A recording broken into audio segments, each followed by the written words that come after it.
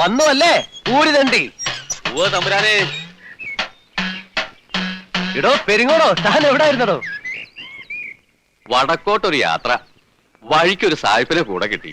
മൂപ്പർക്ക് ഇടയ്ക്ക് പഠിക്കണത്രേ. ജർമ്മനിലേക്ക് കൂടെ കൊണ്ടുപോവാന്ന് വരെയായി. അത് നമുക്ക് പറ്റില്ലല്ലോ. സായിപ്പിനോട് സലാം പറഞ്ഞു. ചിലരെ തന്നോട്ടോ എടുക്കാൻ. അങ്ങനെ പിന്നെ എങ്കടാ ചിന്തിക്കുമ്പോഴാ കള്ളകൃഷ്ണൻ ഒന്ന് കാണാൻ തോന്നിയത്. 2 ദിവസം ഗുരുവായൂർ കിടന്നു. പിന്നെ സായിപ്പ് വന്നത് തീർന്നു കാണും അല്ലേ? ഉവ്വ്, അതല്ലേ തന്റെ അടുത്തേക്ക് പുറപ്പെട്ടെ. ആ തള്ള ഒരുത്തി ഒറ്റയ്ക്ക് കഴിയല്ലേ? അതിന്റെ വിവരം വല്ല അറിയാറുണ്ടോ? അസുഖമൊന്നുമില്ല, ഒന്ന് പോണം. വാര്യരോട് പറഞ്ഞ് ഞാനൊരു മണി ഓർഡർ അയച്ചിരുന്നു, കിട്ടിയിട്ടുണ്ടാവും. സ്വന്തം മോനായ എനിക്ക് വേണ്ടിയല്ല തനിക്ക് വേണ്ടി അവര് പ്രാർത്ഥിക്കണേ. നന്ദിയുള്ള കൂട്ടത്തിലാ. ചെല്ലേ, കഥകളൊക്കെ വയറ്റി വല്ലം ചെന്നിട്ടാ. ആദ്യം വിസ്തരിച്ചൊരു കുളി, പിന്നെ നന്നായിട്ടൊരു ഊണ്. ഇരിപ്പില്ലേ, കാണാതിരിക്കില്ല. ഇടയ്ക്ക് പ്രാക്ടീസ് ചെയ്യണ്ടോ താൻ?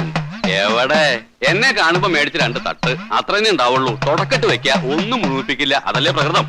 താൻ ഈ ചുറ്റലൊക്കെ മതിയാക്കി കുറച്ചു ദിവസം സ്വസ്ഥമായിട്ട് വിട്ടിരുന്ന ഞാൻ പ്രാക്ടീസ് തുടങ്ങാം. എന്താ?